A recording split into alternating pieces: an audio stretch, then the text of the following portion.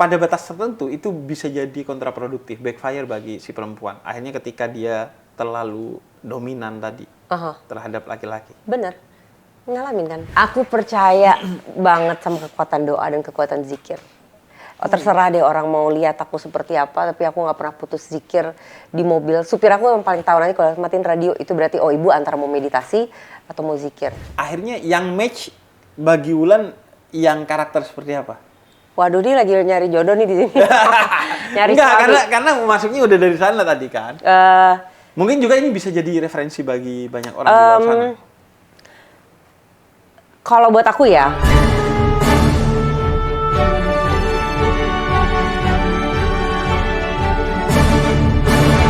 Assalamualaikum warahmatullahi wabarakatuh.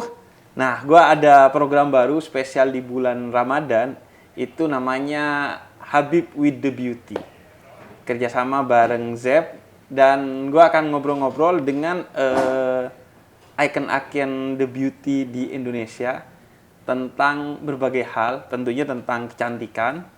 Kemudian juga tentang aspek mereka sebagai perempuan. Ya, namanya aja the beauty kan. Dan yang sering mungkin tidak banyak diobrolin itu adalah tentang spiritualitinya. Karena gue yakin setiap orang memiliki spiritual journey yang unik buat jadi inspirasi bagi yang lain. Dan gue selalu suka ngobrolin dengan orang-orang yang mungkin secara kasat mata tidak tampak spiritualitinya. Karena itu bisa jadi insight yang unik, yang menarik. Dan bisa jadi mungkin jadi teladan bagi sebagian orang. Dan kali ini episode pertama bareng Wulan Guritno. Halo Wulan. halo Habib. Nah, Gila apa disclaimer nih? dulu ya. Jadi gue manggilnya Wulan karena permintaan Mbak Wulan. Aku sih sebenarnya lebih nyaman manggilnya ada mbaknya. Ada Apa aja kaknya. boleh? Atau Kak Wulan aja ya? Boleh. Boleh. Atau Wulan aja deh? Ya, oke. Iya, boleh. Wulan aja. Wulan Guritno. Terus terang ini pertemuan pertama ya? Iya. Kita gak pernah... Iya, belum. Iya, kita gak Ya, tapi pernah... kalau mendengar, melihat di sosial media pernah. Oh gitu. Iya. Biasanya yang didengar dan dilihat konten-konten yang seperti apa? Ya, yang berbau-bau spiritual. Wih. Kita kayak mau sulap aja nih. Belum pernah kenalan sebelumnya, belum pernah bertemu sebelumnya. Gitu. Nah, tapi semoga ini akan jadi konten yang emang nyulap banyak orang tentang, wah ternyata Wulan Guritno juga punya aspek atau sisi yang begini dan begitu. Semoga ya. Nah, berarti kalau Habib sendiri tahu nggak, Wulan? Maksudnya? Habib gitu, istilah Habib di Indonesia. Iya tahu istilah Habib, tapi detail definisi ini nanti daripada salah. Iya. Ya, berbeda dengan Ustadz kan ya. Habib Iya. itu, silakan jelasin. Enggak, Kan? yang ada di memorinya Wulan Guritno. Ya Habib itu mungkin punya knowledge atau wawasan atau memang mendalami apa namanya spirituality gitu. Iya. Dengan Habib mungkin lebih luas, maksudnya jangkauannya itu lebih universal lagi. Iya. Ini Bener salah satu definisi terbaik yang pernah aku dengar sih. Karena biasanya orang Habib siapa? Habib itu keturunan Nabi Muhammad ya. Cuman itu aja tahunya. Dia nggak tahu bahwa Habib itu sebenarnya bukan hanya sekedar menjelaskan garis keturunan, tapi juga soal pengetahuan, knowledge tadi. Habib itu seorang yang seharusnya memang mempelajari, memahami, mendakwahkan dan mengamalkan Islam kepada khalayak ramai. Jadi lumayan lah Wulan Guritno nonton dan tahu tentang Habib. Mbak Wulan, aku mau mengawali dari Independent Woman. Kita tuh pernah diramaikan dengan konten-konten di TikTok dan hashtag di media sosial menjadi Independent Woman. Oke. Dan kemudian ada yang menjawabnya, gue capek jadi Independent Woman. Gua itu ada ya, benar itu viral. Viral kan? Apa itu Independent Woman? Iya, itu lucu banget sih. Gue maunya punya pasangan, terus nempel ke pasangan, bersandar ke pasangan gue, enak. Oke. Kalau Wulan Guritno berada di posisi yang mana? Tengah. Tengah. Ya, I wanna be an independent woman, tapi tetap pingin punya someone to come home. Seseorang yang bisa aku pulang, yang bisa aku bersandar, bisa aku percaya, bisa bertukar pikiran, bisa jadi anak-anak. Karena kan di luar kan aku udah misalnya capek gitu, bekerja, berpikir dan lain sebagainya lah gitu ya, kehidupan gitu kan. Tapi di rumah ada tempat istirahat buat aku. Bukan istirahat rumah, bukan dalam bentuk fisik rumah gitu ya, tetapi seseorang gitu. Jadi juga pengen diemong, juga pengen diurusi, tetapi juga independen gitu. Sehingga aku pingin nanti kalau memang diberi jodoh lagi, kan sekarang single. Iya.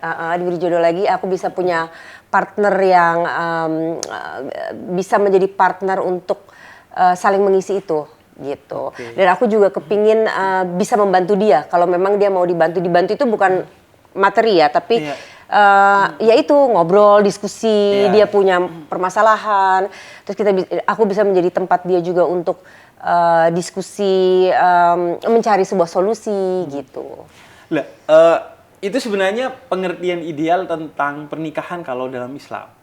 Jadi pernikahan itu tujuannya utamanya adalah bukan punya anak, tapi adalah sakinah. Sakinah itu dalam bahasa Al-Quran artinya tempat tinggal. Jadi pasangan. Berarti aku bisa nih. Benar tuh. Menjadi co-host. Lumayan lah. Benar. Jadi sakinah itu dari akar kata sakana itu tempat bermukim. Ya. Dan benar bahwa tidak utamanya tentang rumah dalam pengertian bangunan. Tapi seorang yang seperti rumah, dia tidak menghentikan hujan, tapi membuat penghuninya tidak kehujanan dan kedinginan. Safe place. Iya, safe place. Yes. Jadi bukan space tapi place. Jadi tidak mesti dalam bentuk bangunan, tapi mungkin dia juga gak menyelesaikan masalah ya, Ulan ya. Tapi paling enggak ketika ada di pelukan dia, kita merasa damai, betul. Merasa baik-baik aja. Iya. Nah, cuman kan kalau di Islam kalau punya pasangan seperti itu kan ada masalah pun, ya masalah nggak mungkin tidak ada ya. Cuman menyelesaikannya itu bisa dengan damai gitu loh. Kalau misalnya udah pasangan kita bukan rumah, punya masalah, wah makin berkelut lah gitu. Maksudnya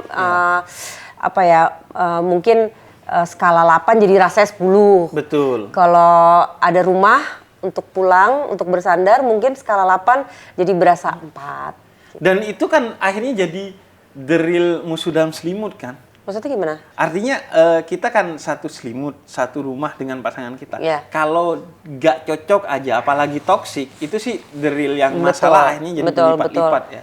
Pasti kan energinya pasti kan berasa di kita kan. Bangun tidur mood udah gak enak.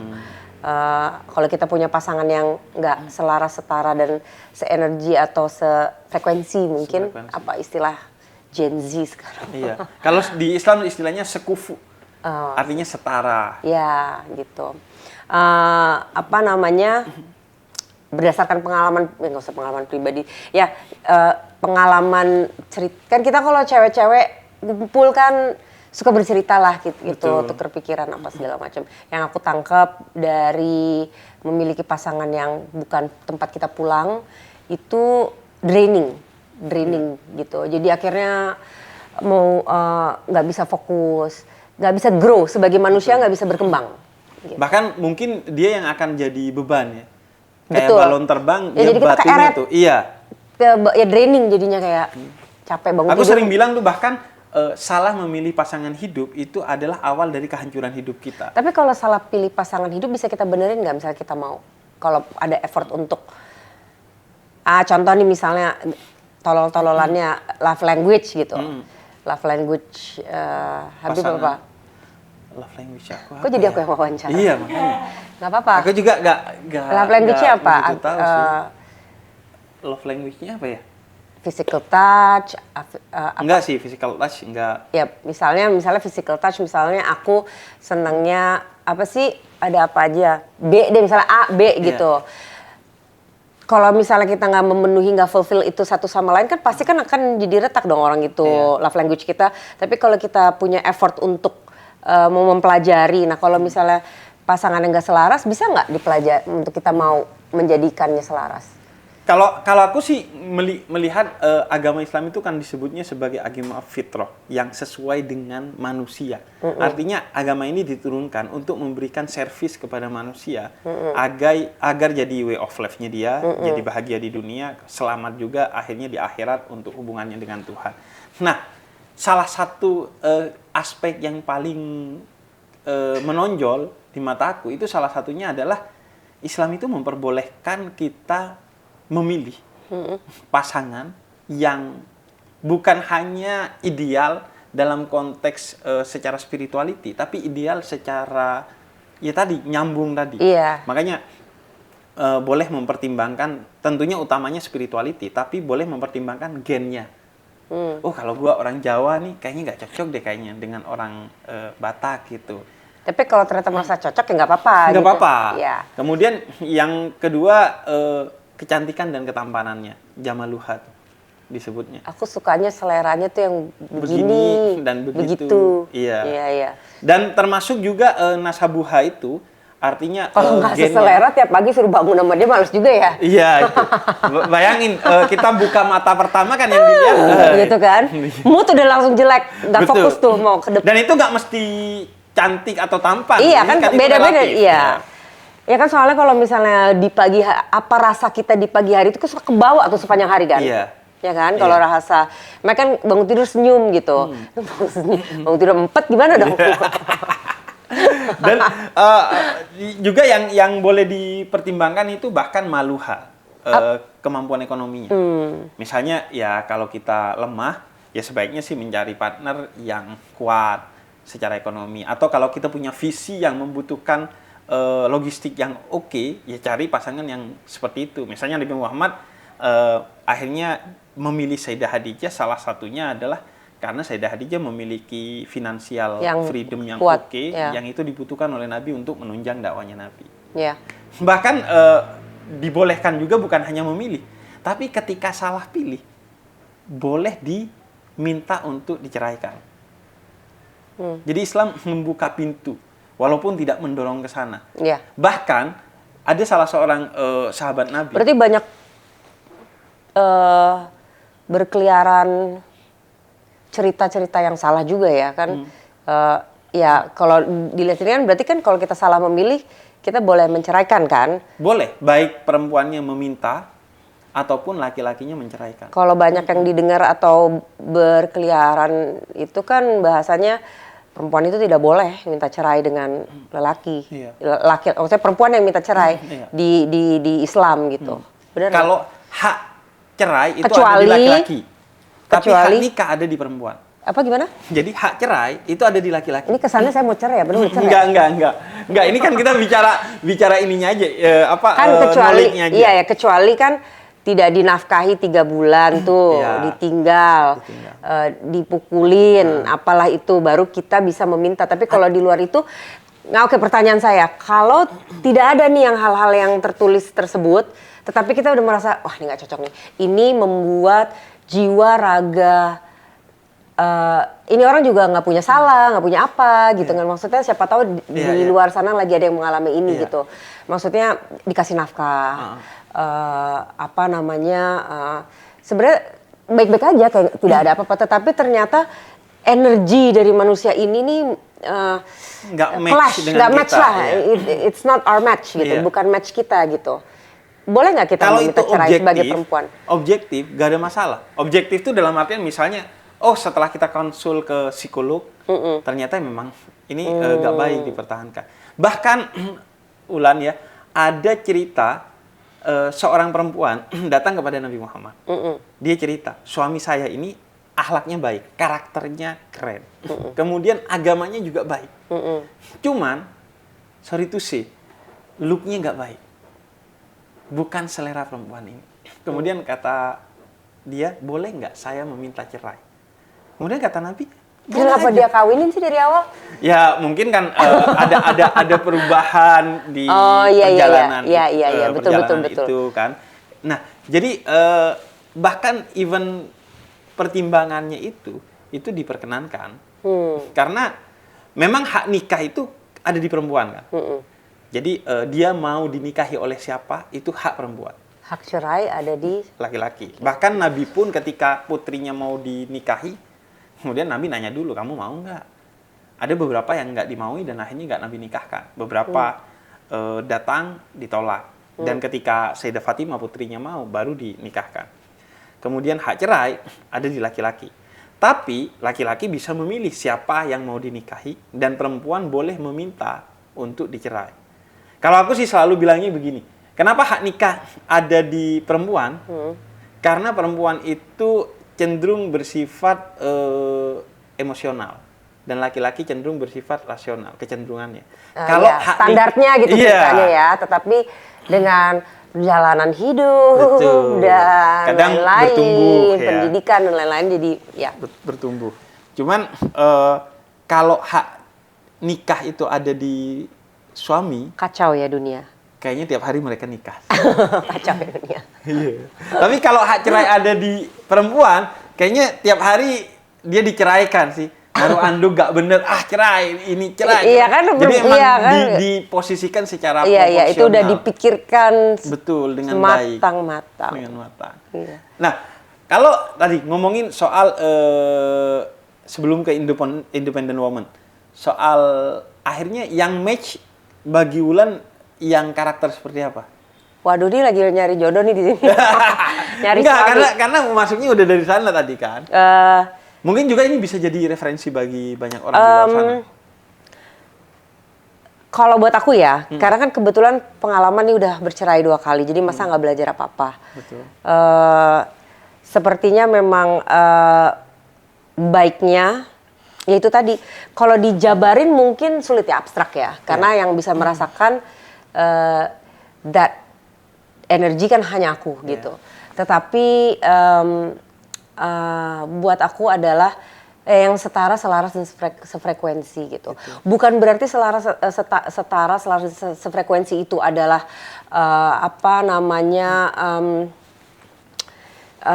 secara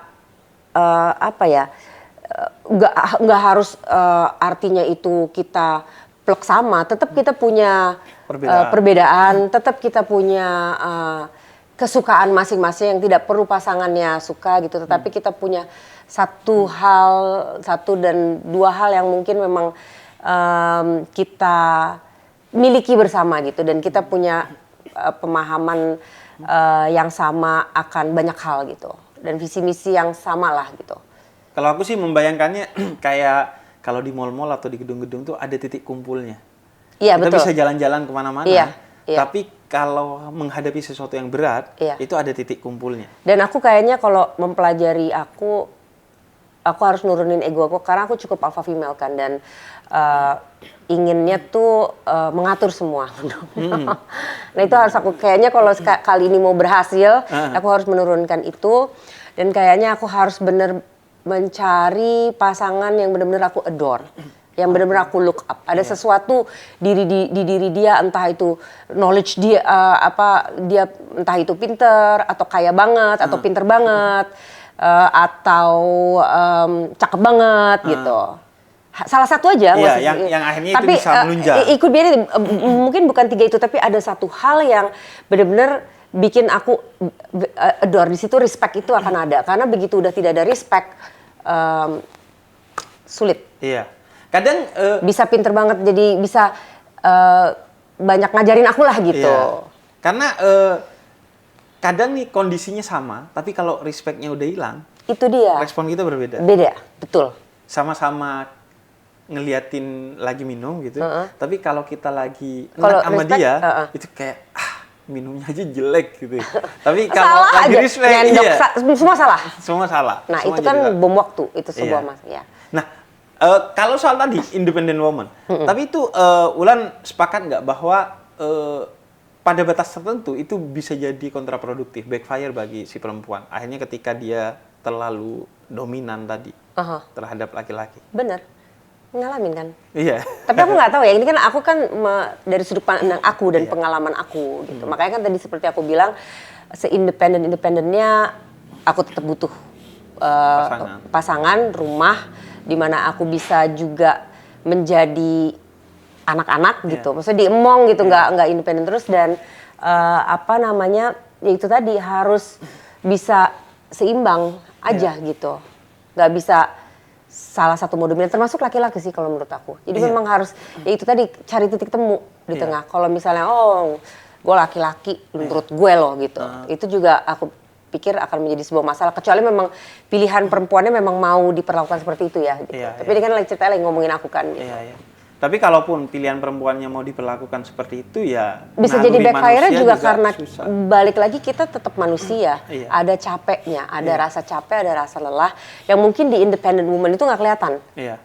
Karena kan kita selalu sibuk aja gitu. Betul. Ya kan selalu ke-distract oleh kesibukan kita udah. Betul. Jadi nggak sempat memberi waktu untuk hal-hal yang seperti itu. Iya, tidak sempat merasakan apapun itu.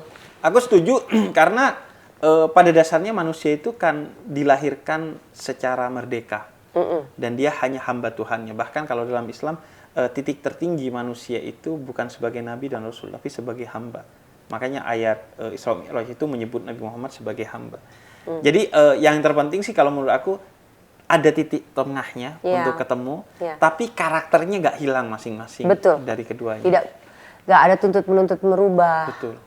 Atau tuntutan begini begitu gitu ya, memang udah saling mengerti dan saling support, ya kalau salah saling mengingatkan gitu.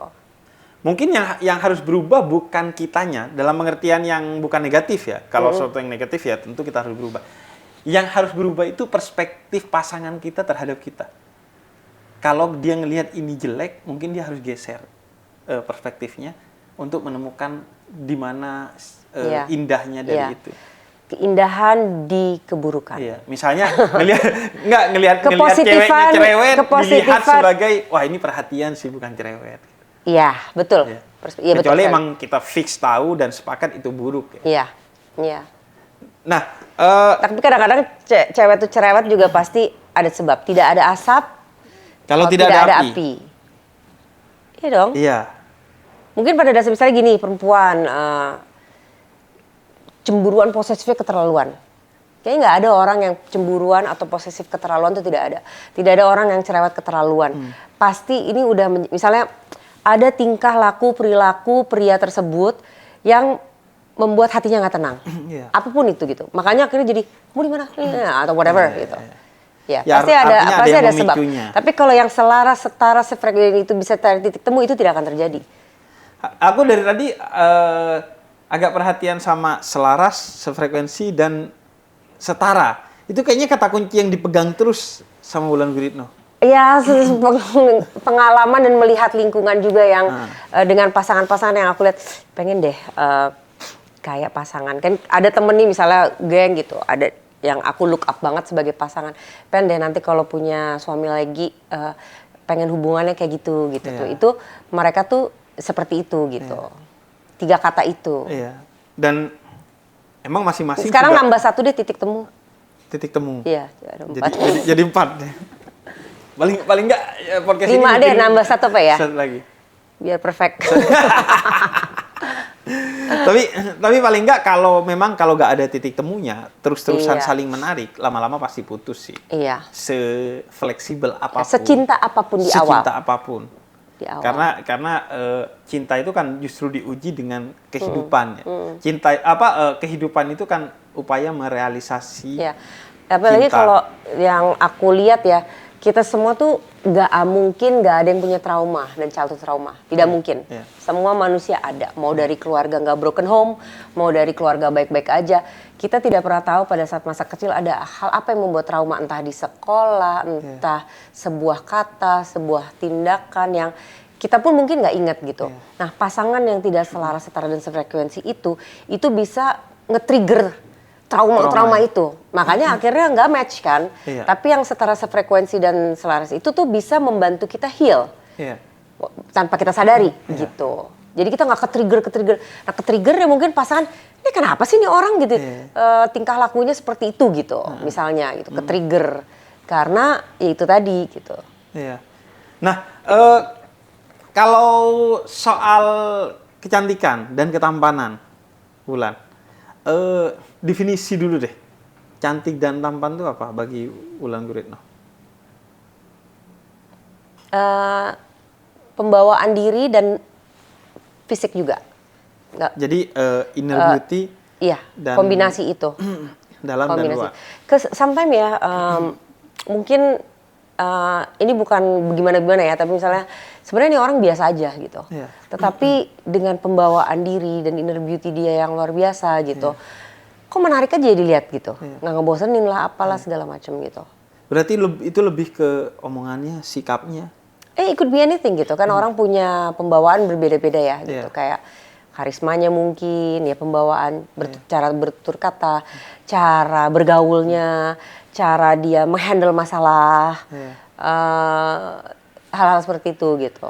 Dan itu justru yang lebih tidak bisa dibuat-buat ya. Iya, nggak bisa dibuat-buat. Kalau kecantikan dan kalau look ketampanan kan, luar masih bisa kalau lah. look selera ya. Iya. Ada yang bilang cantik, cakep, ada yang bukan selera. Seleraku yang begini begitu. Jadi itu pukul. Tapi ya kombinasi antara pembawaan diri, look, sama bagaimana kita menjaga kesehatan kita. Oke. Itu baru tuh akan terpancar. Termasuk kesehatan berarti. Oh iya dong. Oke. Apa yang kita makan itu pengaruh ke jiwa raga, menurut aku. Iya, bahkan bukan hanya ke raga tapi ke jiwa. Iya. Iya. Itu pengaruh makanan, bagaimana lifestyle kita, rajin olahraga. Ya apa yang kita makan itu pengaruh lah karena kan kita we're all connected. Iya, Pikiran, pikiran, perasaan dan badan itu semua menjadi satu. Kalau tidak seimbang, ya pasti tidak ada yang tidak seimbang di diri kita gitu. Iya. Dan memang kalau di Islam tuh bahkan makanan itu ketika kita tidak bisa memilih. Kalau aku sok tahu ini benerin ya? Enggak, itu kan pandangan pandangan aku pribadi kan. Iya. Dan terserah dia salah apa bener ya. Iya. Kalau salah ya yang rugi aku juga kan. Betul. Jadi salah langkah kan. Betul. Aku cuman ini aja sih karena aku basicnya adalah pendakwah. Jadi aku hanya ngasih insight-insight yang aku pahami.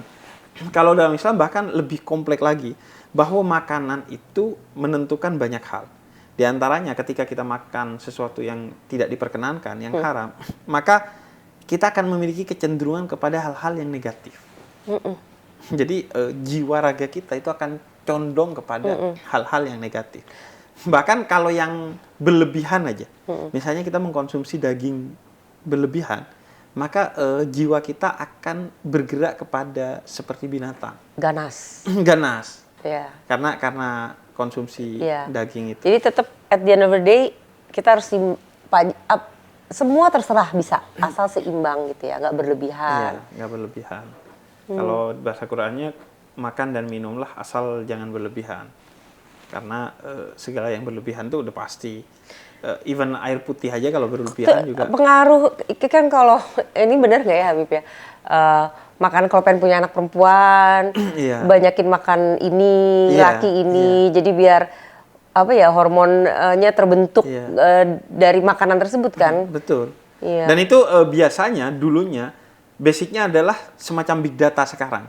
Jadi di satu kampung misalnya kemudian udah jadi kayak big data. Kalau pengen punya anak perempuan, makan ini karena si A, si B, si C banyak makan ini, jadinya anaknya begini dan begitu. Dan emang itu pengaruh sih.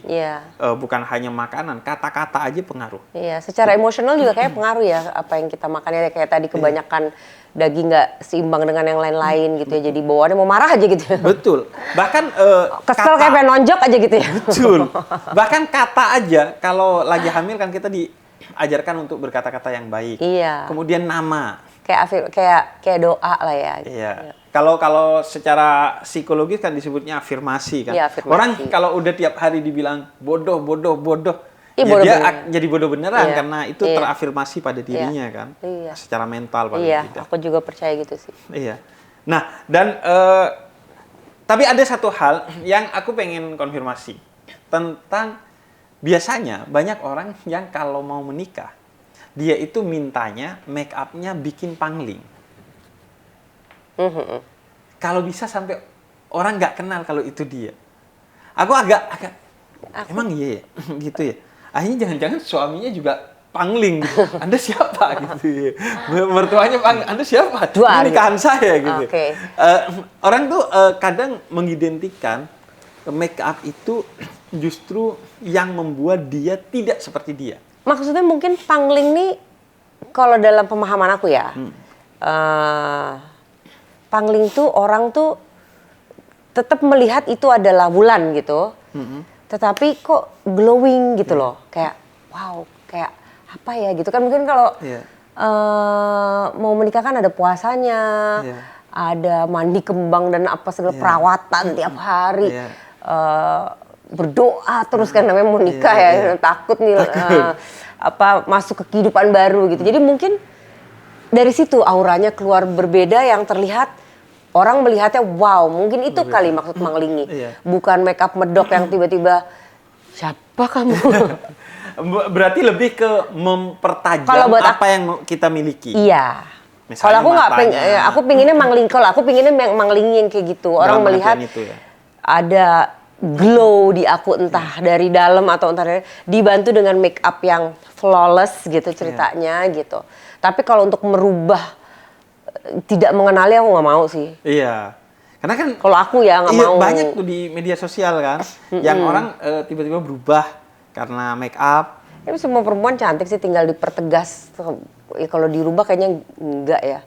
Tapi nggak tahu kan, balik lagi selera. Perempuan kan dia punya selera berbeda-beda. Ada yang seneng make up tebel, ada yang senengnya nggak make upan, ada yang seneng make up yang flawless. Jadi ya.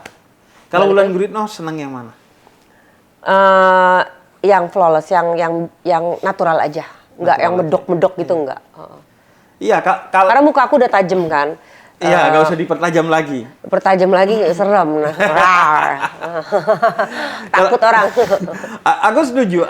Lebih ke, kalau menurut aku perawatan atau make up itu justru untuk menegaskan, siapa dia, atau mungkin sedikit, karunianya. Iya, sedikit mengkoreksi. Betul. Mungkin matanya kecil sebelah. Iya. Terus biar terlihat. Nggak presisi gitu matanya. Iya, kayak supaya terlihat lebih sama gitu, mungkin dengan eyelinernya apa gitu. Iya. Dan juga ini mungkin ya untuk menunjukkan karakter keterhormatannya. Maksudnya? Karena misalnya ya, kalau di Islam tuh kan memang kita didorong untuk berpenampilan yang baik semuanya, dari make up, wangian, pakaian, rambut dan lain sebagainya. Tapi untuk kemudian pertama mensyukuri nikmat Tuhan dan membuat dia menjadi terhormat dengan penampilan yang oke itu. Terhormat dalam arti mungkin jadi percaya diri. Jadi percaya diri. Kemudian dilihat orang juga jadi berwibawa. Ya karena percaya diri. Karena percaya diri. Ya aku juga kalau misalnya lagi dalam keadaan gak percaya diri, misalnya entah salah baju, entah kok make up-nya ketebelan, terus aku harus datang ke, nggak cocok nih orang make up-nya atau rambutnya, atau aku ngerasa lagi capek, atau misalnya udah seharian terus tetap harus bekerja kayak merasa kurang wangi, tiba-tiba semua orang yang datang lainnya berpenampilan yang menurut aku saat itu lebih baik dari aku gitu. Jadi nggak percaya diri, jadi nggak fokus, jadi nggak fokus, jadi moodnya jelek, udah kacau aja tuh gitu. Dan ini juga jadi minder jadinya. Betul. Jadi akhirnya semuanya jadi berantakan. Mau ngomong juga masih ribut sama rambutnya dan lain sebagainya. Justru kalau aku sering bilang bahwa jangan sampai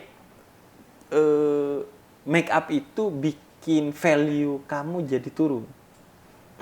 Bukan malah jadi terhormat, tapi justru akhirnya ya buat orang lain gitu, buat agar orang lain ke kitanya jadi gimana dan lain sebagainya. Harus utama buat diri kita sendiri ya. Nah itu yang aku mau tanya. Jadi aku punya teman nih ceritanya. Jadi aku punya teman yang dia pasang gorden itu, gorden rumahnya. Itu kan gorden itu ada look yang biasa aja, ada look yang indah. Dan biasanya yang indah itu kita taruh menghadap keluar. Gorden di rumah itu biasanya menghadap keluar rumah. Misalnya ada gordennya, look yang bagusnya itu menghadap keluar. Masa? Look yang biasa aja kan ada dua sisi itu biasanya. Aku bagus yang ke dalam. Nah itu dia. Nah temanku dia itu yang bagus ke dalam. Kata dia itu buat aku nikmati sendiri, bukan untuk nyervis orang lain. Iya, aku juga gitu. Atau pilih parfum. Oke. Pilih parfum tipikal yang menurut Wulan enak, atau rekomendasi dari Enggak. orang Yang lain? membuat aku enak. Yang membuat I feel good gitu. Bau itu tuh misalnya kayak pagi hari baunya apa, siang hari dia memancing dan membantu mood aku. Misalnya olahraga pakai parfum yang seperti ini jadi lebih semangat. Terus tapi bukan buat orang lain. Ngapain buat orang lain? Ya kan banyak orang yang justru buat orang lain. Enggak, Misalnya harus yang yang bestseller aku. apa, kemudian ya Nggak itu bisa justru aku. yang dihindari kalau dalam Islam itu akan menyebabkan fitnah. Sehingga seharusnya parfum itu ya buat diri sendiri. Iya. Bukan buat orang lain. To find my own peace aja gitu kan, kalau bau kita enak kan ya itu sih balik lagi percaya diri. Iya. Bahkan kalau di Islam dilarang untuk kan kadang orang penampilan tuh untuk menipu orang lain, menutupi keburukannya dia. Keburukan dalam artian kemunafikan gitu. Dia tutupi dengan penampilan yang seperti ini padahal sebenarnya itu buat menutupi aja. Iya. Kalau ulang lebih untuk diri sendiri. Untuk diri. Jadi wangi itu ya udah yang menurut kita oke. Iya, yang menyenangkan. Meskipun menurut orang lain enggak. Iya. Iya. Meskipun misalnya parfum itu sebenarnya orang sih nggak begitu beli itu. Iya. Parfum, sabun. Aku memang kebetulan kan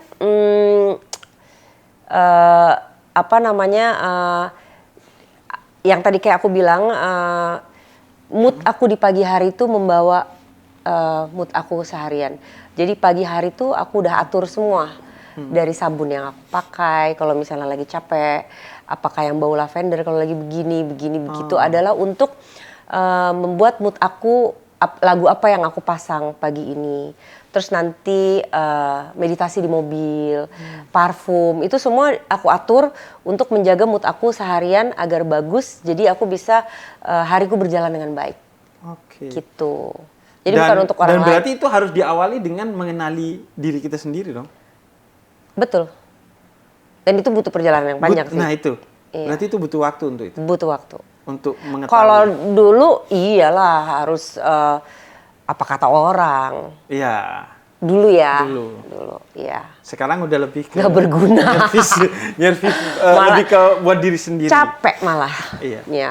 Seni paling sederhana untuk menghancurkan diri kita adalah berharap pada orang lain. Iya, berharap sama apa kata orang. Apa kata orang. Iya. Sedangkan apa kata orang itu kan banyak ya. Kecuali apa kata orang yang positif ya. Maksudnya ada input-input yang memang kita butuhkan dan memang kita pingin tahu. Ya itu kan bedanya kritik dan ujaran kebencian misalnya kalau di media sosial kan. Kalau kritik tuh membangun, ujaran kebencian tuh ngancurin. Iya. Nah, kalau Lebaran ada treatment khusus nggak? Ada dong. Ada ya? Ada. Jadi walaupun Lebaran tuh yang open house bukan di rumah aku, tapi di rumah keluarga besar. Jadi kita kumpul di situ. Tetapi Lebaran itu ya mungkin sebenarnya standar sama dengan keluarga-keluarga lainnya, tapi aku tuh selalu menyiapkan juga di rumah dan anak-anak dan kita semua pakai baju yang sama gitu. Terus biasanya bunganya harus fresh. Ya balik lagi aku tuh orang yang bener-bener hidup dengan mood. Iya. Dan mood itu betul-betul menentukan harimu. Hariku, cara pikirku, caraku mencari sebuah solusi, memutuskan sesuatu gitu. Pada saat itu semua lagi kompleks, ya mungkin keputusan yang diambil, solusi atau apapun itu sekecil atau sebesar apapun jadi berbeda. Kalaupun lagi stres, lagi ada masalah, cara menghandle emosi stresnya juga jadi beda gitu. Makanya aku rajin olahraga. Itu tuh pengaruh gitu dengan semua itu. Termasuk makanan. Makanan. Ya. Minuman. Iya. Ya namanya manusia adalah sekali-sekali melanggar itu dan nggak masalah gitu. Tapi ternyata pada saat melanggar, maksudnya aku lagi nggak disiplin, perilaku aku juga jadi berbeda, berubah. Dan itu betul-betul disadari sama. Sadari. Cara handling stresnya, semuanya gitu. Tapi ya it's okay, nikmatin aja kalau misalnya memang lagi malas untuk disiplin gitu. Sekali-kali. Karena bagi aku itu repot banget dan keren banget. Karena repot kan orang mengenali dirinya sendiri itu repot. Perjalanan mengenali diri sendirinya repot. Tetapi setelah mengenali, nggak mungkin repot dong, karena kita Iya. udah tahu apa yang kita suka dan kita mau. Jadi Iya. kita pilih hal-hal yang kita suka dan mau, jadi kan hidupnya lebih tenang. Iya. Bahkan kalau dalam Kalau pas Islam- lagi mencarinya repot. Iya, itu perjalanan yang tidak mudah dan jauh. Iya. Sehingga kalau di Islam bahkan siapa yang mengenali dirinya, dia mengenali Tuhannya. Karena pasti dia Mungkin pandai kayaknya bersyukur. Mungkin juga kayaknya sekarang juga belum kenal-kenal amat sama diri aku sih sebenarnya. Iya. Aku aja kenal bahwa diriku suka buah durian itu di umur 30-an. Kok bisa? Karena dari kecil, Nggak aku pernah itu nyoba? nggak suka semua olahan durian. Es krim durian nggak suka. Permen durian nggak suka. Sehingga aku mengasumsikan aku nggak suka buah durian. Hingga suatu hari aku lagi dakwah di Medan. Ya Medan lah ya, Aduh, pasti suka tempatnya durian tuh. Jadi pengen durian. Nah itu. Aku nggak enak kalau nggak makan kan. Bahkan kalau di Islam orang yang puasa sunnah aja kalau disuguhin makanan makan. Iya, untuk menghargai, Dimakan, ya. untuk menghargai. Wah ternyata Kok enak. loh. Dan aku baru tahu. Dan sampai sekarang aku nggak suka olahan durian.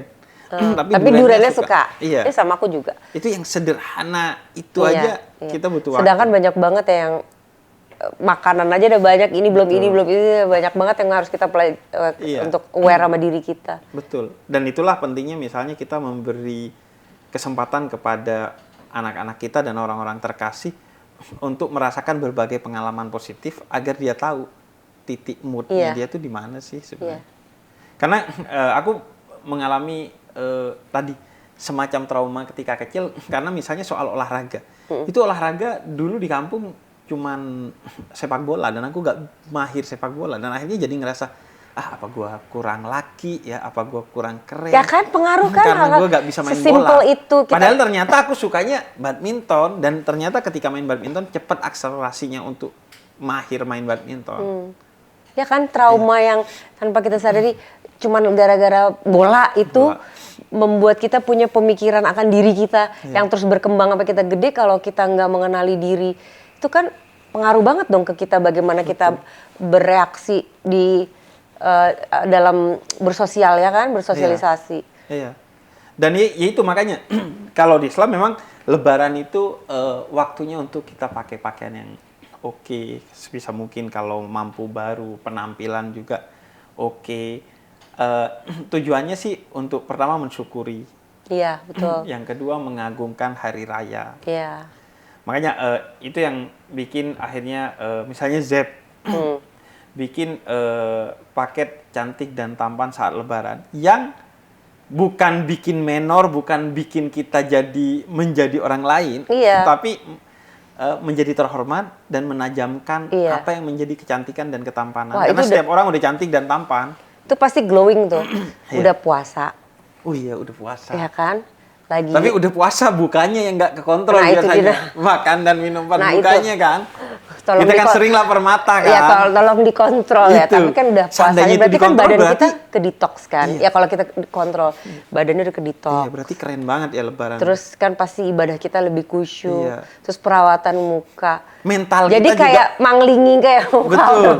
Dan mental kita jadi oke karena Kayak kan bercahaya. Ramadan kan nggak boleh marah-marah kan. Iya, Jadi mau marah mental tahan, oke, mau nangis spiritual tahan. oke, makanan oke, minuman oke, Iya. detox oke, kemudian ditambah penampilan Asal oke. jajanan pasar sama es-esannya dikurangi. Iya, dikurangi. Karena Gulanya dikurangi. Iya, gula dan esnya lah. Nah, kalau kita ngobrolin soal tadi inner beauty, Bulan. Dan salah satu menurut aku dasar dari inner beauty itu adalah spirituality bagi aku. Setuju nggak? Setuju lah pasti. Semua it's from within, Iya. from dari dalam kita gitu. Oke. Nah, Dan kalau bagi pemahaman dan perjalanan dan penerapan tiap orang kan berbeda. Iya. Kalau perjalanan spiritual journey-nya seorang Wulan Guritno, Yang dalam dalam definisi yang apa mana? aja yang mungkin bisa dibagikan, bisa jadi inspirasi buat orang lain dan Wulan nyaman untuk menceritakannya. Selama perjalanan hidup aku, Cela. Aku percaya banget sama kekuatan doa dan kekuatan zikir. Terserah deh orang mau lihat aku seperti apa, tapi aku nggak pernah putus zikir di mobil. Supir aku yang paling tahu nanti kalau matiin radio itu berarti ibu antara mau meditasi atau mau zikir. Aku banyak banget diselamatin. Kan kita ngerasa nih ada sebuah kejadian tapi hasilnya tuh berbeda. Nah kan kadang kita namanya manusia, kadang juga suka ada malesnya ya gitu. Pada saat aku tidak melakukan itu setiap hari, tuh ada aja kejadian. Ada dan hasilnya berbeda. Mungkin misalnya kejadiannya sama, tetapi outputnya tuh berbeda di saat aku aku istilahnya kalau zikir aku meditasi. Meditasi. Ya, meditasi aku di mobil. Dan itu juga pengaruh ke mood tadi. Banget, sangat. Dan disadari oleh Ulan. Sangat disadari. Beda banget. Bagaimana aku, ya itu tadi aksi reaksi atas segala sesuatu itu berbeda. Ya. Berarti doa dan zikir. Ya, doa. Ya kekuatan doa lah, singkat kata. Ya, secara umumnya. Dan itu setiap hari dan pasti. Kekuatan afirmasi ya, doa, afirmasi. Di dalam doa itu kan isinya afirmasi semua. Selain kita juga berterima kasih gitu kan. Grateful atas semuanya. Itu bedalah hidupnya gitu. Dan itu sesuatu yang memang dibawa sejak kecil atau belakangan ketika dewasa menemukannya? Pasti melalui sebuah perjalanan cobaan-cobaan. Iyalah, nggak dari kecil. Kalau misalnya ya pastinya dari pengalaman. Dari pengalaman. Ada ininya nggak, titik di mana itu memang terakselerasi? Kayak, ini titik tolaknya. Atau memang itu ya udah? Ada. Seinget aku ya ini bisa percaya apa tidak. Tapi this is what happened gitu. Jadi waktu itu perceraian aku yang pertama itu memang lumayan. Kan aku menikah muda, umur berapa tuh? Jadi bercerainya juga masih sangat muda, umur 21 atau 22 gitu. Wow. Ya. Oh iya, betul. itu menikahnya? Enggak, itu bercerainya. Jadi menikahnya umur 19. Dan saat itu 18 udah jadi public figure? Udah. Dan ya kalau misalnya mungkin ada orang yang ingat atau tidak, tapi waktu itu perceraian aku disaster. Kacau balau, satu Indonesia tahu, masalah yang sangat luar biasa, ada yang di penjara lah, ini lah gitu. Masalahnya terlalu besar untuk di umur segitu. Nah, aku nggak tahu, aku di rumah ngurung diri, malu, nggak tahu juga mesti apa. Langkah yang pertama mesti dilakukan tuh apa. Pokoknya udah dalam my lowest point yang sebagai manusia yang nggak tahu mesti apa gitu. Terus ya pastinya kan di titik-titik seperti itu manusia pasti ingat Tuhan. Iya, ya kan. Jadi kerjanya sehari hanya berdoa, beribadah, udah gitu aja terus. Suatu malam lagi baca Quran.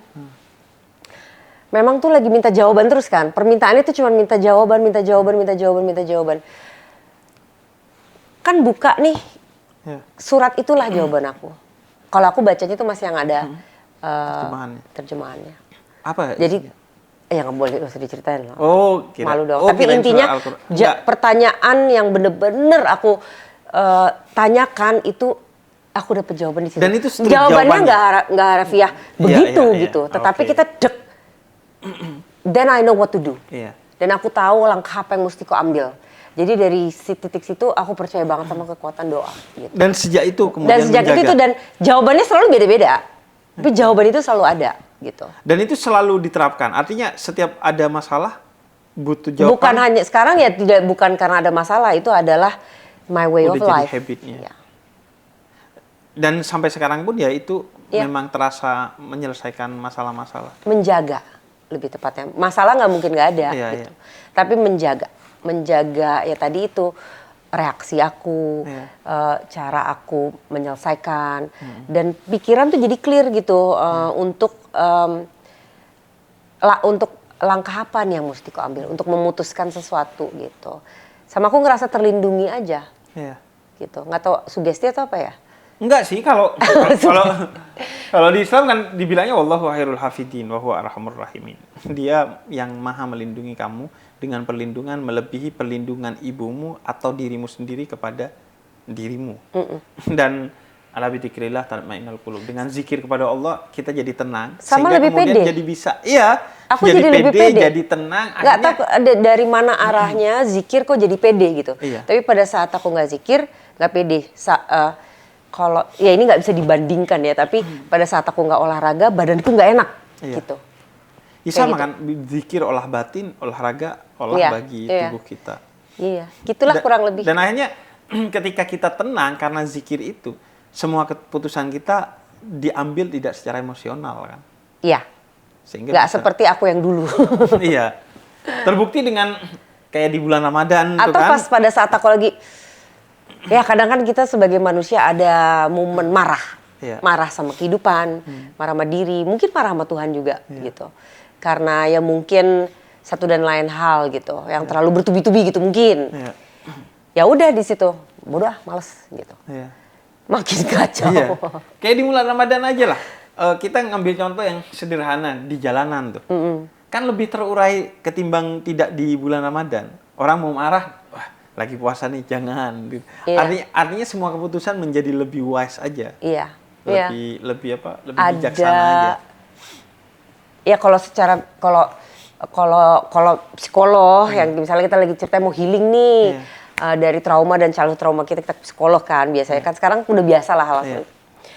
kan pasti gimana cara kita regulate traumanya nggak mungkin hilang tapi dengan kita aware sama diri kita kita jadi bisa regulate our emotion gitu jadi reaksi kita tuh berbeda lebih baik lah gitu dari sebelumnya kayak gitu Dan sih, sebenarnya kalau kan aku ininya buat diri aku. salah satu hikmah dari agama kan pada akhirnya itu juga. Misalnya kalau dalam psikologi mindfulness. Iya. Zikir, sholat itu kan sebenarnya mindful. Bagaimana kita dengan khusyuk diminta oleh Tuhan untuk menghadirkan keseluruhan aspek dari diri kita di sini dan saat ini.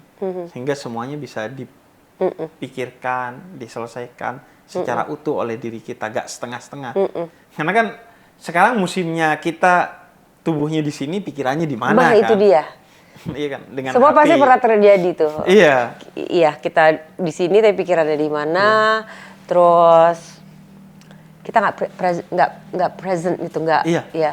Nggak mindful. Iya, nggak mindful. Nggak mindful. Dan sholat tuh ngajari itu bukan hanya tentang kedisinian, tapi kekinian. Makanya diatur ada waktunya gitu, gak bisa seenaknya kita sholat semau-mau kita karena waktu senggang gitu. Agar menyadari tentang kedisinian dan kekinian sehingga kita hadir secara utuh di setiap waktu dan di setiap tempat gitu. Jadi akhirnya ya lebih clear aja semuanya kan karena kita hadir.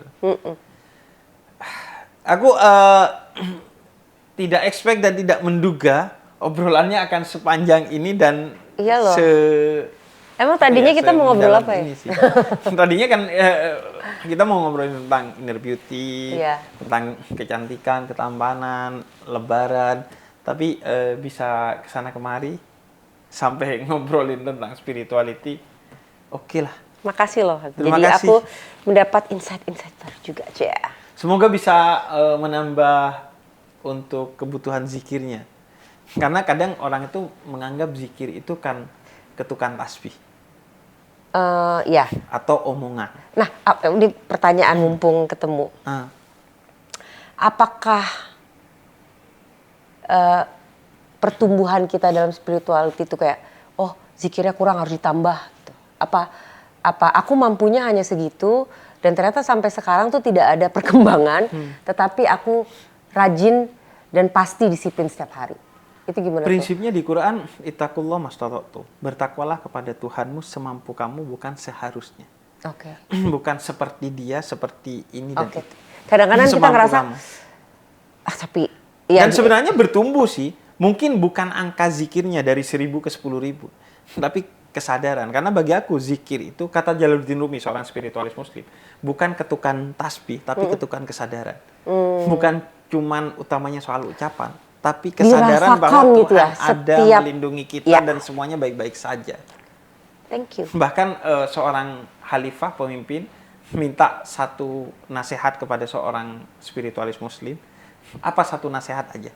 Kata dia, berzikirlah dengan kesadaran bahwa semua ini akan selesai. Kesadaran itu tuh penting sekali. Bahwa semua keindahan ini akan selesai, maka jangan sombong. semua kepedihan ini akan selesai, maka jangan putus asa. Pokoknya Kalau ketukan semua itu akan maksudnya biar aku juga lebih jelas. Ketukan itu kan kayak nyebut aja gitu kan. nyebut, iya. 1000 kali, 2000. Tapi tidak di Iya, tidak hati, dirasakan tidak di pikiran, tidak Iya. dirasakan. Iya, betul. Padahal kalau dirasakan, ya yang bodoh-bodohan aja. Merinding paling tidak kan. Ada orang yang ketika disebut nama Tuhannya, nama deminya, dia merinding. Itu aja salah satu efek dari zikir itu sendiri. Makasih Makasih Wulan, banget. atas Thank you for waktunya. having me. Semoga jadi insight juga buat yang di sana bahwa kecantikan, ketampanan itu adalah kehormatan yang sumbernya bukan hanya dari tampilan luar tapi dari dalam, dan dari luar pun dengan Perawatan. mensyukuri perawatan apa yang dimiliki oleh kita, Dijaga. menajamkan. Rumah kita dijaga. Betul, bukan menjadi orang lain. Iya. Tapi walaupun nggak pakai make up sekalipun karena perawatan jadi terhormat, orang ngelihatnya juga bukan yang tumbuh itu bukan sesuatu yang negatif dari dia, tapi sesuatu yang positif. Wow, dia keren, berwibawa dan lain sebagainya. Glowing. Glowing. Cang, cang, cang, cang. Assalamualaikum. Assalamualaikum.